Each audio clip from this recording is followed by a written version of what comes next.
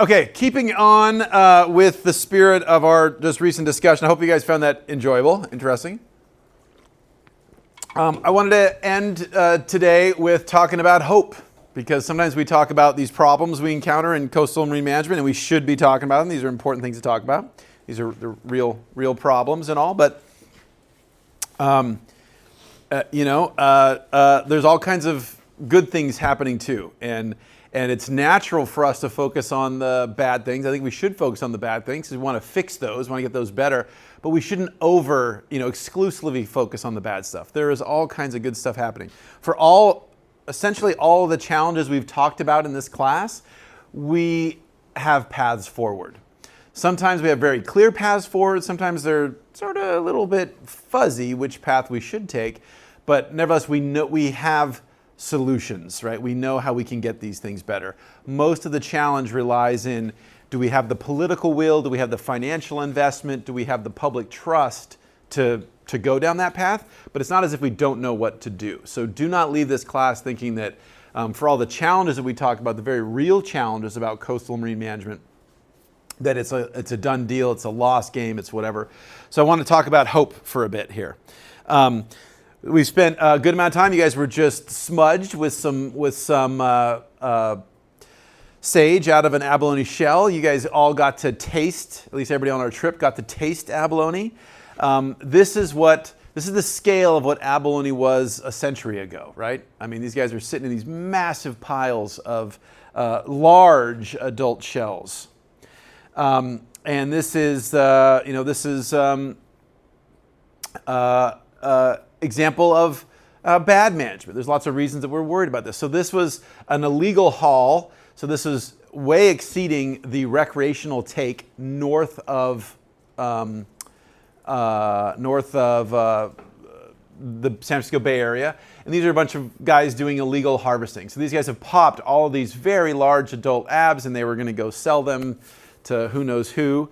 And so enforcement is also very real. So I know that none of us like enforcement. I hate getting a parking ticket. I hate all that kind of stuff. That sucks. It ruins my day. But if we don't have strong enforcement, we can't have effective management. If we decide that we believe in these rules, we have to have some mechanism to make sure that the rules are adhered to. As we mentioned, we have 7 species of abalone in California. They basically are roughly selected by depth, how high they are in the intertidal to how down they are in the subtidal. And where we are here in Southern California, we had all of them. We had all 7 species. Some of them extend farther north than others, but this was, again, our heritage. We've talked about this. This is the site that we did not see. So on our trip, when we went into San Luis Obispo and then turned right and then went along the coast, this was basically that part. So you guys camped. We camped far off to the left by this image. So we camped about 10 miles or so, probably not 10 miles, probably like 8 miles, 7 miles farther off the left. But this is the abalone farm, which is shuttered. But this is the scale, right? So this was the largest abalone mariculture facility, I think in the U.S., definitely in California, but I think it was the largest one in the U.S. And we can see, so this was established in the 60s. We can see over here, this white structure on the cliff, that's the seawater intake system, where we suck water in. And you can see there's sort of a hilly area up here. Up on the right is where they did all the inducing of settlement and all the young life history stages, et cetera. And then when they got a little bit bigger, they got moved out into these tanks. And then out here on the right are for the main individuals getting to be big. And so these are all concrete wells, basically concrete pools that one pool would flow into the next pool, flow into the next pool. And so this is obviously shuttered, but there's a nonprofit that's working on buying this area. And in current discussions, this is not set in stone and not trying to say what's going to happen, but there is some movement for one of the local Chumash tribes to buy the land outright and to reactivate the abalone operations, but do it as part of something that's a more in sort of a larger land management context of native peoples, which would be really cool. So we both get the food and all that great stuff. We get and possibly other things as well, maybe like urchins like you guys saw at the cultured abalone, or maybe some oysters or other shellfish or something like that. But then also have native visions and traditional uses sort of part of the mix, which is really cool. Again, that's not set in stone, but that's one possible path forward. We didn't get to see this place. This is the other place that if PCH had been open, this is where we would have gone to. So in this case, this is the end of Municipal Pier number 2, and this is the Monterey Abalone Company. And if we had been there, I would have taken you through this gate and down through this hole in the floor and down underneath where they grow abalone. We can now get abalone by mail. You can get abalone by mail from the cultured abalone. You can get it from the Monterey Abalone Company, and that's cool, right? So that's saying that we're working on making this a living resource. This isn't something in the museum. This isn't something nobody ever touches, but this is something that is continuing to nurture people. I would say that's a sign of success. That's a sign of hope. It's true that nothing is free, right? Nothing is free. And so whenever we do farming, ag, whatever, there's some kind of cost, right? We need water, we need some land, we need some resources, but these are investments worth making. And it's been really great to see these things like the uni that you guys ate, like the abalone, becoming more, and I don't mean popular in the sense of mass consumption and everybody using it, but actually the importance, we just had Thanksgiving, the importance of coming together over food, right? The importance and the value of that. And so, oh wait, what happened to, well, I thought I had a slide in here on this. Yeah, there you go.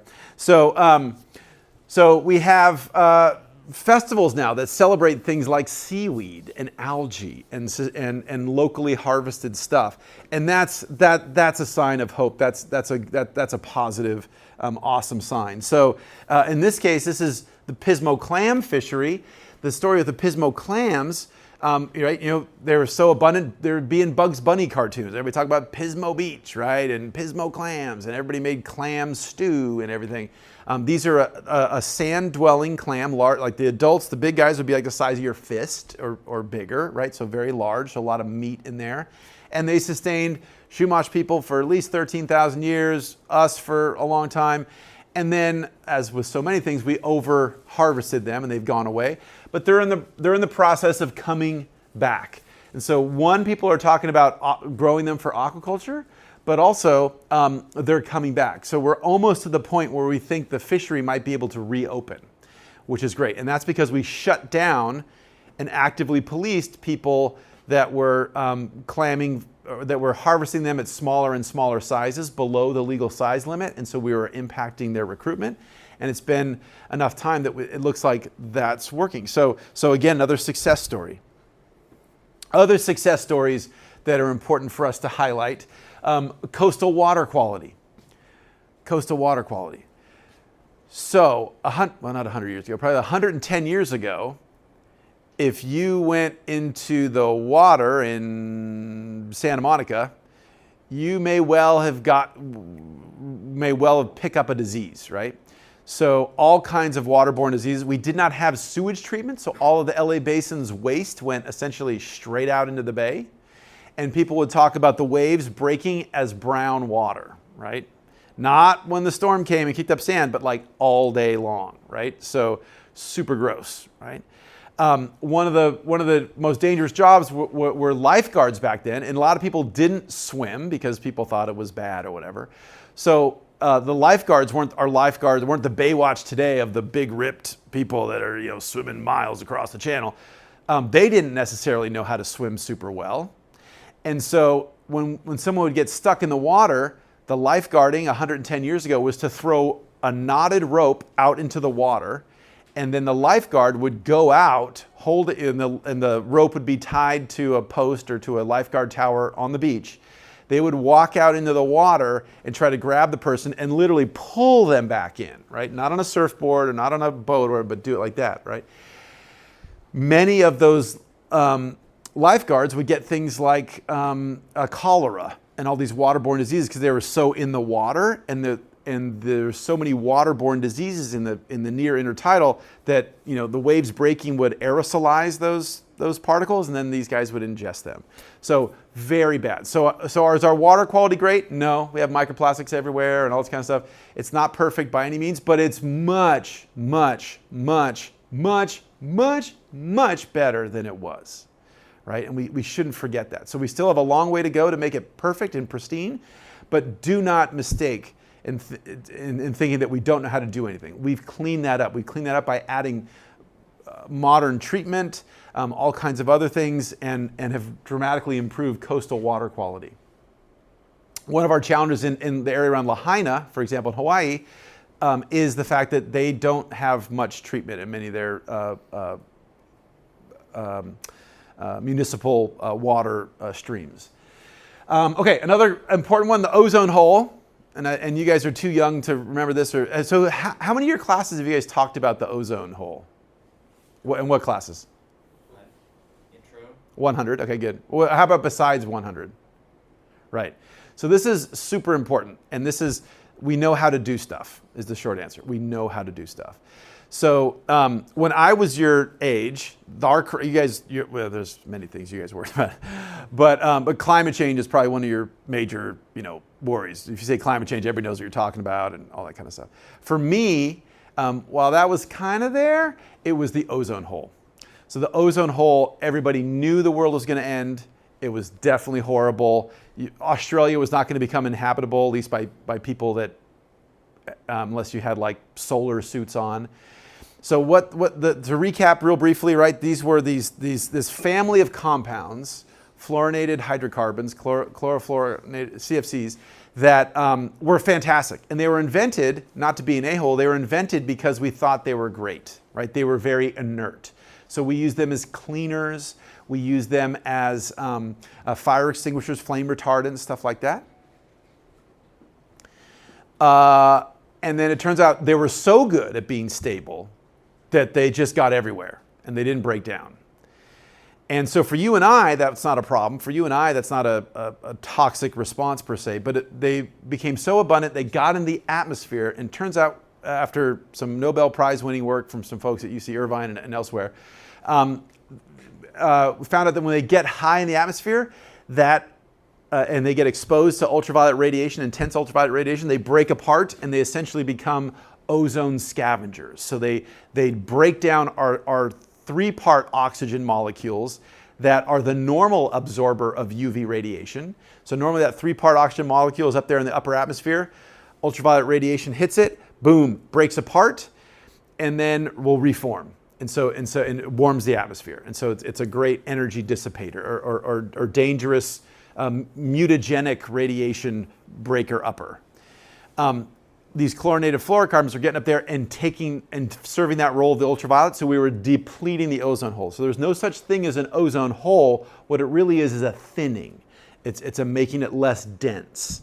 But in the popular media, that got portrayed as a hole, and that's how we describe it. Antarctica was the epicenter of this, and we found out that actually it's the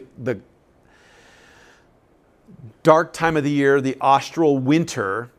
As we come out of the austral winter, we've built up all of these ozone-destroying chemicals, and the sun hits them, and the ice crystals on the clouds are particularly reactive surfaces, and so we see this massive crash. So the ozone concentration goes incredibly low, and over the course of just a couple days, a week or two. And so that ozone hole was all over Antarctica. So people talked about the shallow water ecosystem dying, basically getting fried, getting microwaved, basically, and that the ozone hole was growing.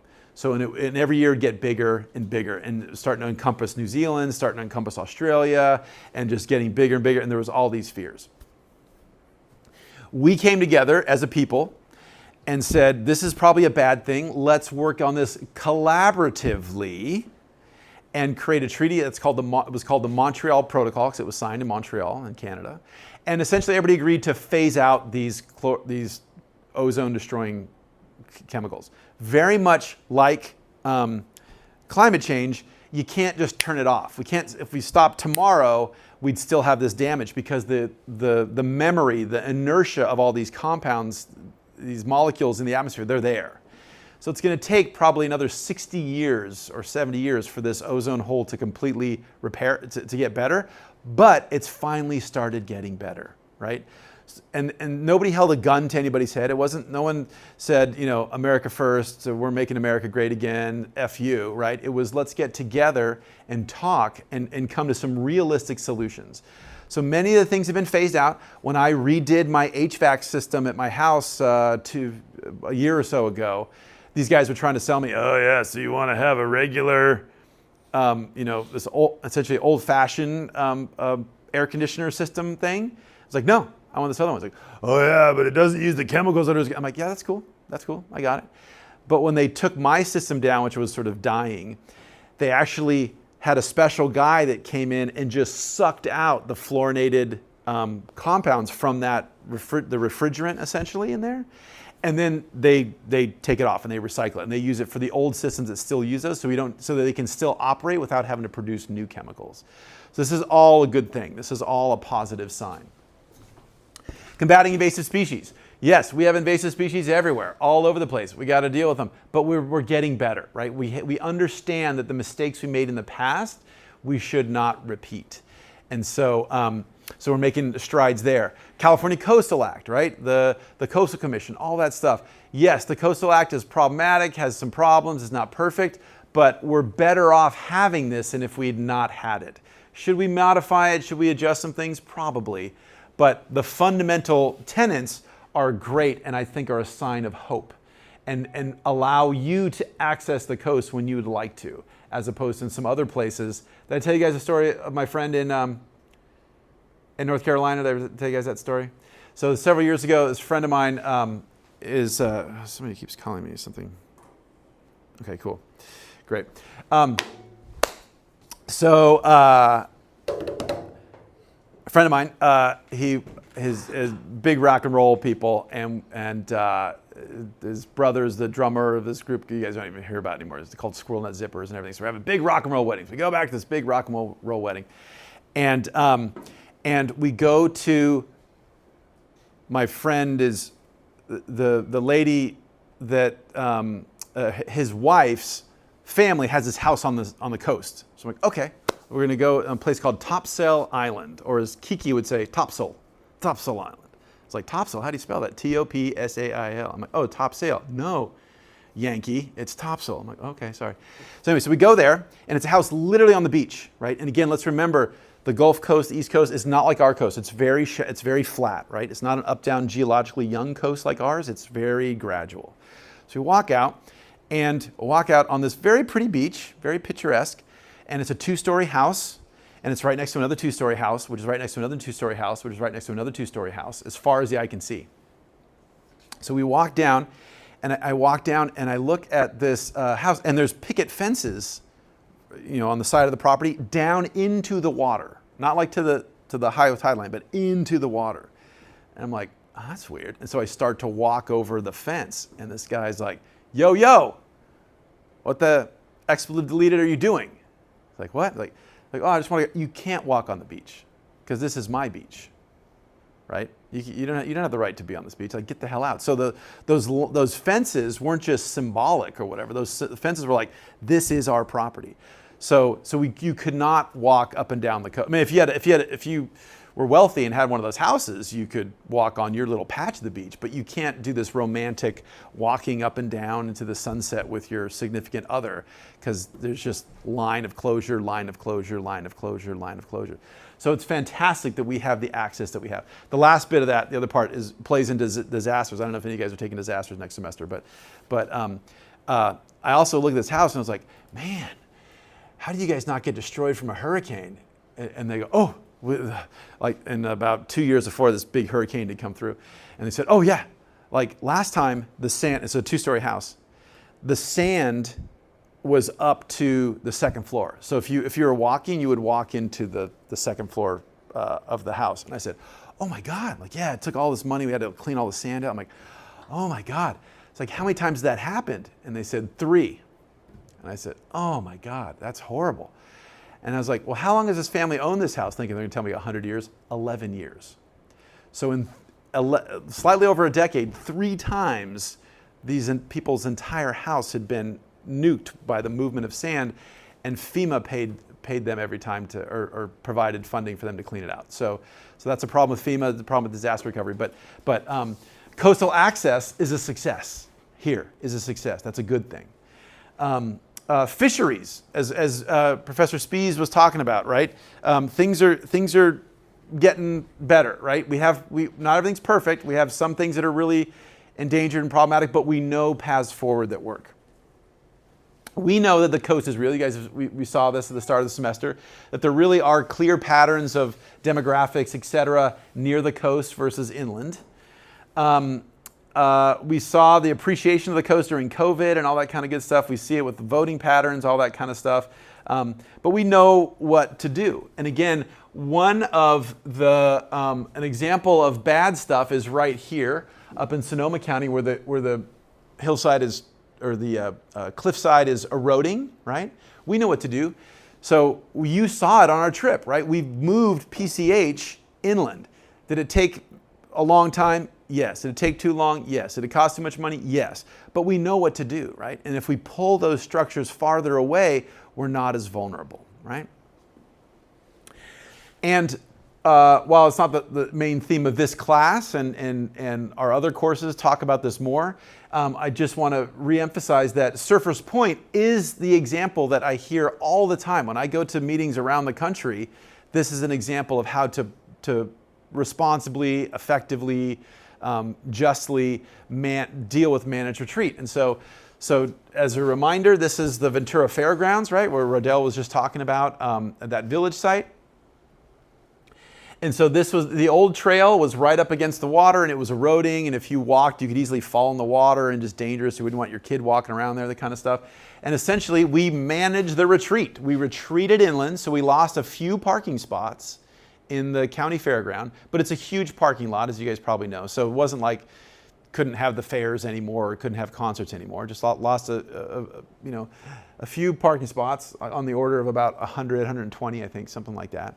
But we moved the boardwalk, the strand in, so it's much safer, much better, wider now than it was. So there's more places for bikes and as well as like old folks walking and all that kind of stuff. And then in this area that we pull stuff in, we could do a dune restoration and a coastal strand restoration. So we know how to do this stuff if we just give ourselves the proper resources, et cetera. And our coast has, oh yeah.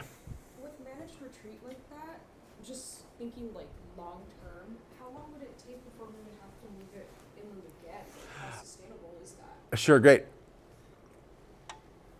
So the question is, so we moved in from the purple line to the red line or the orange line, right? And that's great.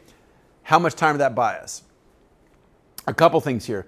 This bought us at least many decades, at least. But the other thing here is this wasn't just managed retreat. This was doing this dune restoration out here on Surfers Point. So we're also adding structures that will reduce the erosive pressure on the coastline. So if we'd just done the moving and all we did was literally just pick up the boardwalk and move it in, 15, 20 feet, that would give us, decades kind of thing. It depends on where so the individual rate of coastal erosion is highly variable.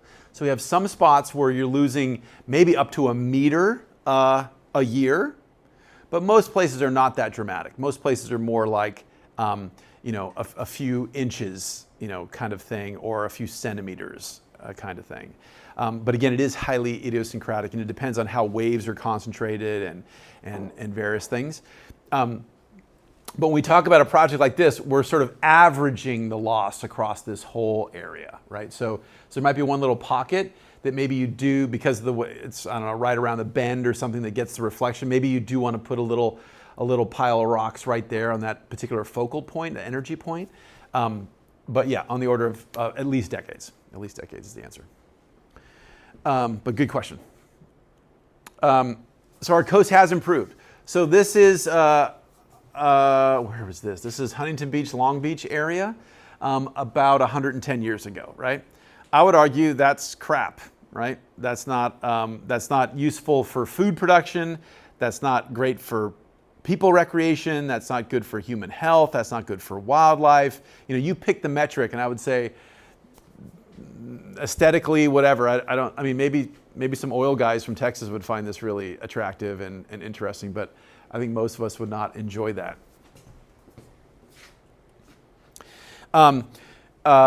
We are, lovers of the coast, and we've been lovers of the coast for a long time. But again, places like this is maybe not ideal. Again, this is also about 100 years, more than 100 years ago, and it tells us that people have loved the coast for a long time. But again, maybe we can not have everybody on top of everybody everywhere, right? So back in the day, there weren't while we've had the coastline, has been the coastline forever, but as far as access and ease to get to a place, there weren't as many. It wasn't as easy to get to as many places, and so people tended to be more concentrated historically. And so now, while we still see this, like on a 4th of July weekend or something like that, people are more spread out and allowed to go elsewhere.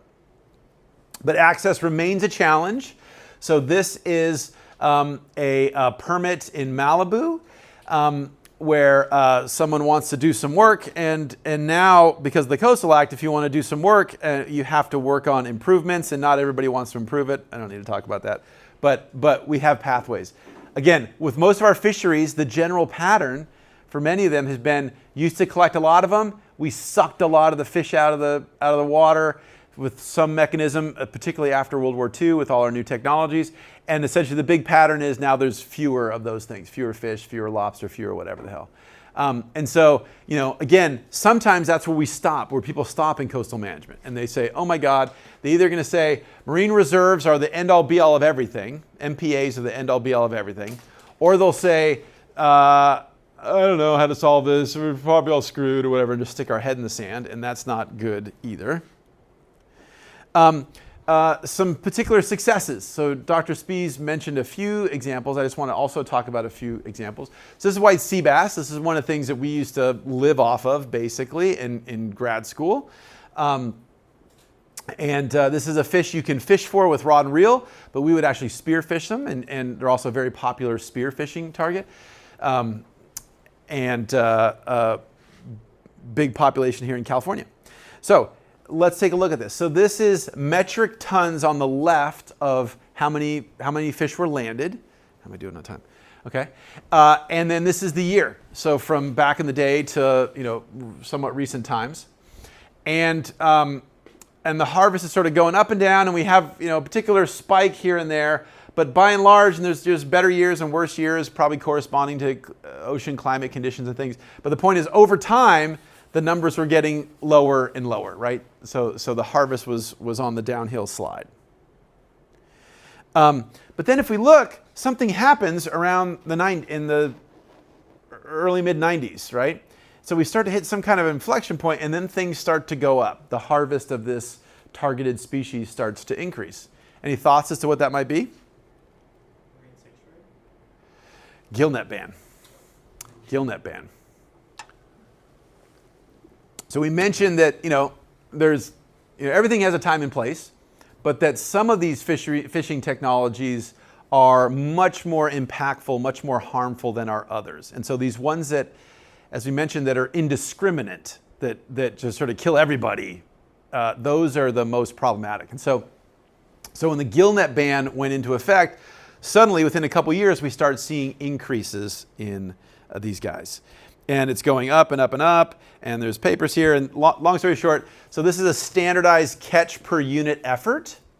And so that's controlling for how much fishing we're doing. So not just looking at the number of tons landed or the total quantity, but the amount landed based on the amount of effort we're putting in. And if you look at it that way, since that ban, it's been going up, up, up, up, up, up, up, up, up, up. So that's a success. So that tells us that management intervention is helping. Or at least it's consistent. Maybe something else happened. Maybe an alien landed and killed all the predators or something. But it's basically the gillnet ban, right? The gillnet ban has helped us recover this fishery. And it's the same thing. We see that. Oh, okay, yeah. Okay, yeah. We see it all over the place. And so, to the point where we now have a world record sea bass caught off Malibu, right, by this old dude, right? So they become much more abundant. They're becoming much bigger. That's a good thing. Okay, and then Brenton also mentioned giant sea bass, right? And so he told you the story, but I think it's important just to reiterate that. So the babies are little. The babies are spotted and very cute. They don't look anything like the big guys. These are the big guys. The first one I saw was not even an adult. First one I saw in nature was a juvenile. And my PhD, part of my PhD involved putting out a gazillion million tiles underwater around Catalina. And so the way we would do that is I took cinder blocks and I poured concrete in it and then put rods and all this kind of stuff because I built all this crap. And then to get them where I wanted to put them, I would essentially get on a boat and grab these two giant cinder blocks and rock it to the bottom. And I'd land on the bottom. And then I would take off my fins and I would moonwalk over the reef instead of swim because these things were too heavy to swim with. And so I'd moonwalk them over to where I was going. So essentially I looked like an astronaut on the moon going around. And I was always looking down because I was afraid because it's not a path to walk on, right? There's boulders and rocks and things. And so I was coming up one time and I was getting close to this edge of this kelp forest. And I'm looking down and all of a sudden I looked up and the technical term is messed myself because I thought like I was about to die, right? I thought this big giant sea monster was going to come eat me. And so out of the shadows came this juvenile, and like 10 feet away from me out of the shadows came this juvenile giant sea bass. He was small. He was not full grown. So he was about the size of this desk, right? About this chunk that's in front of Jason, this one. And, probably like 150 pounds or something, juvenile, right? So they can get to the size of like a small like VW bug kind of thing, right? But this thing was just like, I started breathing, my air started going, and it took me a second to calm down, and this big fish just kind of comes up, kind of stares at me, looks at me for a second, like, I guess I can't eat that dude, and then just slowly swam away, right? Totally unafraid. Like, this is my reef, this is my ecosystem, I'm the apex predator. So this would be a bigger one than the one I saw, but that was like late 90s when I saw that. So that's a fantastic sign, right? A decade or so before that, I would have probably never seen a fish that large at Catalina. So they get up to like almost 600 pounds. And again, same story, right? So here, let's look at harvest over time from back in the day. There was some, and then we took a bunch, and then we follow that same pattern of, not that many. Other examples would be things like some of our sharks, like the soup fin shark or our leopard sharks. And again, both the soup fin shark, leopard shark, used to be a lot, or used to harvest a lot of them, and now there's fewer, right? Same story.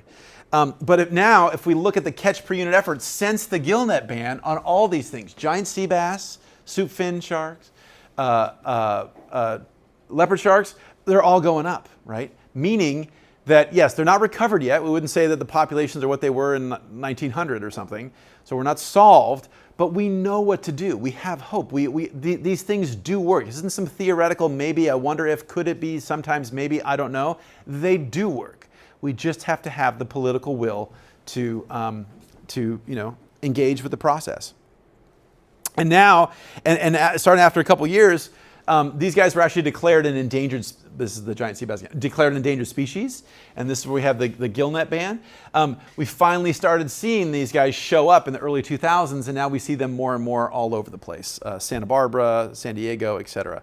So again, these guys, I wouldn't say these are all 100% perfectly recovered, but they're all going in the right direction. And some of them are getting fairly close, like the white sea bass are getting pretty good in terms of a really robust, healthy population.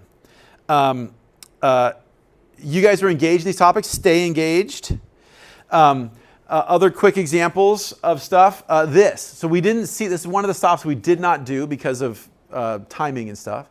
But one of the things we didn't do was we didn't go to the Piedras Blancas Lighthouse.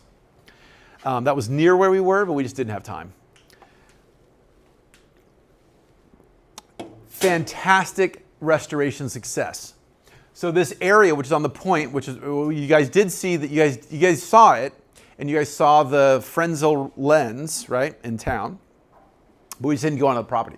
But the property has been thousands of volunteers over like 20 years, pulling out all the non-native species that are there and restoring them with natives.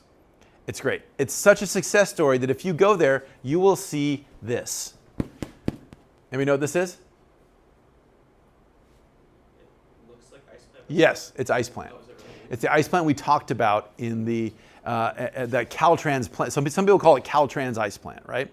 It's Carper brodus. It's this the classic highway ice plant, or the stuff you'll see like in parking lots and stuff like that, right? Caltrans planted all over because it was a fantastic ground cover. Needs a little bit of water to start, and then you don't need to water it ever again, right? It forms monocultures. It also concentrates salt in its tissues, and when it dies, that salt goes into the ground. And so it doesn't chemically, it's not allelopathy, it doesn't chemically poison other plants, but it makes it super, super salty. And so it's hard for a lot of plants, terrestrial plants, to grow in that. And so it's a really good competitor, and it forms these monocultures. In South Africa, where it's from, it does not form monocultures. Here, it does form monocultures. So a huge problematic invader. So successful is this restoration that visitors like you guys, I'm like, what is that? You guys, I don't know that ice plant, right? So most people don't know what that is, right? Or a lot of people don't know the name of it. And so when they would give tours of this restoration, and they say, oh, we got rid of ice plant, people are like, what's that? So they actually went in this little 1 meter by 1 meter area and planted ice plant. So rare has the invasive species become that we have to reintroduce it just for educational purposes, right? So they don't let it get out beyond here. That's a fantastic sign of hope. That's a fantastic success. Having to show someone the evil bad guy because they don't know who Voldemort is, that's a great success, right? That's a great success. We talked about the coastal imaginary, right? About the idealized imagery of the coast and how we're into this dystopiary time right now, right? Where the imaginary was like sort of the idealized version. The dystopiary is wildfires on the beach and all that kind of scary stuff, sea level rise, all that kind of jazz. And that we're hopefully beginning to move into this inclusionary where we move past some of the dangers, and we talk about everybody coming together. Rodell was just talking about the Chumash maybe purchasing the fairgrounds and all that kind of good stuff. So all signs of hope and going in the right direction, I would say. We've also recently, just last year, signed the UN High Seas Treaty to deal with some of this stuff. So even in the context of things like the ozone hole, when it seems hard, we can still come together at times and make some success. There's other signs of success that are all around. One example would be our 30 by 30 plan, which we haven't talked about in this class very much because really 30 by 30 is primarily focused on terrestrial areas and primarily focused on more inland areas. But this is the plan to have 30% of California's territory in at least 30% of a protected area, of a truly protected area, right? It could be a national park, it could be nature conservancy, something like that. But 30 by 30 is hard, especially with our state budget. But we're making progress towards that, and so that's, I would say, a success story. One of the percent protection targets. Here's my son that you guys all met on the trip, right? He's a little bit bigger now. And I don't wrestle him anymore because I don't want to. And because I've always won. Every time I've wrestled my son, I've always won. And now I've stopped, so I will always win. But this is when he was a little kid, and that's a skull of a northern elephant seal, right? Northern elephant seals, as you guys saw, another fantastic success story, right? So we nuked them. We actively exploited them to hell in a handbasket, thinking they were dead. And then, as you know now, that they were, sequestered to the little island off of Baja, or 2 islands off Baja, and they've recovered essentially to, if they have not reached their pre-exploitation level, they're very, very, very, very close, right? And so that's a success story. Even something that's the deepest diving mammal and lives on beaches in California and everything, and that kind of stuff, we can recover that critter, right? So a sign of success and hope. And this is the same thing. This is like, you know, the numbers are coming back, and more every year, all that kind of good stuff. NOAA, our federal agency that does things like fish assessments and other things, stock assessments, it's getting better. So we're not perfect yet. We do this assessment every few years. So this isn't done every single year, but our most recent one, historically, we had the previous time we did this assessment, we had 93% let's ignore that. We had 355 stocks with being known to be being overfished. Now we're 249, right? So 249 is still way too many, but we're going in the right direction, right? It's not as if we don't know what to do. It's not as if everything's dying all the time and crashing. It's a matter of, again, the political will and the investment. And so we're seeing the recovery. Now, we get the attention of things like, these right whales, northern right whales over here off of North America that are getting entangled. We talked about them briefly when we talked about lobsters, American lobsters, and that fishery being classified as, Seafood Watch saying, don't eat lobsters because the lobstermen use lobster pots, and those lobster pots have ropes that go to the surface with buoys, and those ropes get tangled on the whale's tail and cause problems, right? So that's a problem, to be sure. We've got to figure that one out. But do not take away from this that whales are horrible and are imploding. They're not all going in the right direction, but the vast majority of them are recovering. How are they recovering? Because we stopped slaughtering them, is the short answer. We stopped killing them right and left. And so, and these are large creatures, right? So these are the migratory corridors of these different species and different stocks. They go all over the place, right? So some of these, like these right whales, are going from the Antarctic Peninsula all the way up to Central America, right? That's a hard thing to manage, right? You're going through potentially through many different countries, territories, different climatic things, shipping lanes, all that kind of stuff. But we can still recover these things, right? We're still going in the right direction. Some of us might want them to go faster in that direction, but things are generally going well. Right, and so we see this, for example, with humpbacks. And so we had this historic population, we exploited them, boom, down to virtually nothing. And then starting with the efforts in the 70s and 80s to change our behavior towards exploitation, they're going up, and getting closer to the historic abundance. So that's hope, that's success, that's a good thing. Same thing in the Northwest. More and more of these guys are being seen, and we're seeing these guys all over the place. Some of you guys have gone with us to Hawaii, and we work on the humpbacks in the Maui Channel, which are coming from basically Alaska, and it's good. So the Hawaii stock in the 80s was about 2,000. The Hawaii stock now is about 21,000. Right? There's a little bit of some challenges lately about are the moms as successfully rearing their calves, and so it's maybe not going up at the rate we want it, and maybe even declining a little bit in some cases. But again, compared to where we were, all in the right direction, all a good sign. We talked about this.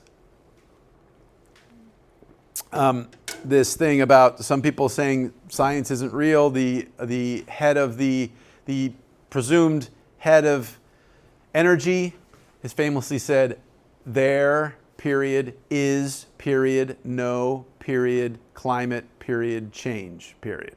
There is no climate change, and all this stuff is baloney.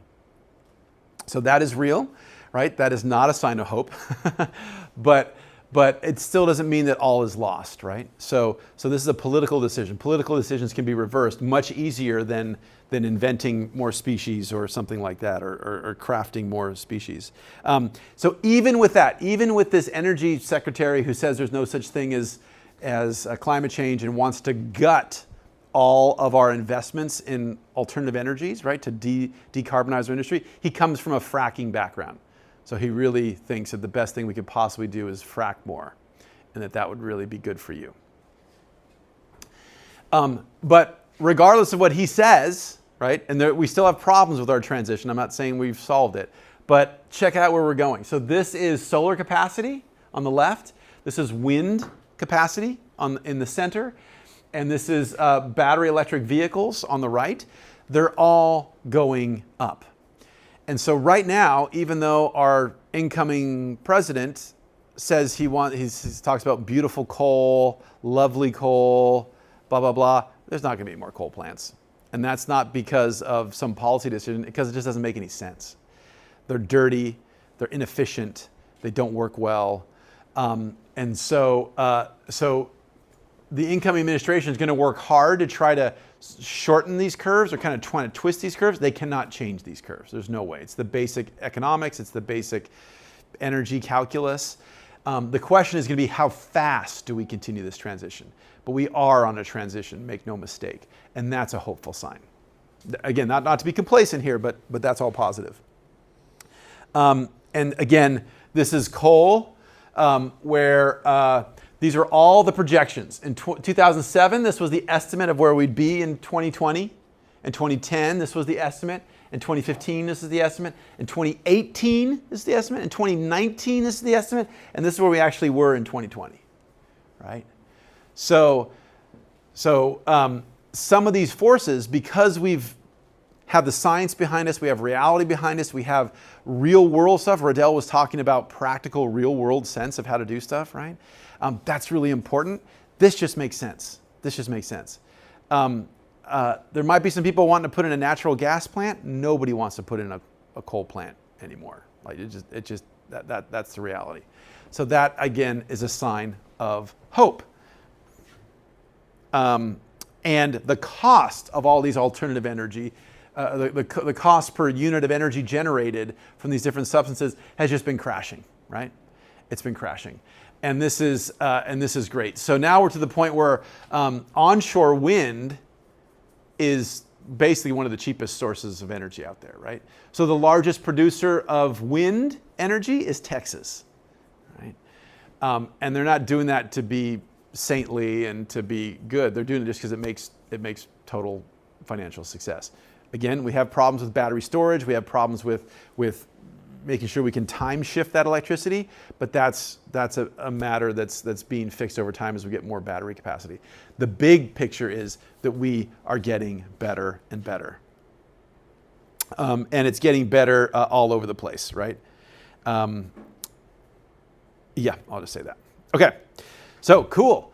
So having said that, I'd like to hear a couple examples, and we're almost out of time here, but a couple examples of what were the most hopeful things that you guys saw? I know that we talk a lot about challenges and struggles in this class, but of the things you guys read, or the things we saw, or the things we heard about, what are the one or two most hopeful things that you guys saw about coastal or marine management this semester?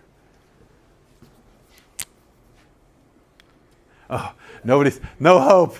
I don't know, Dr. A, there's no hope. Okay, something other than the stuff I talked about in the slideshow.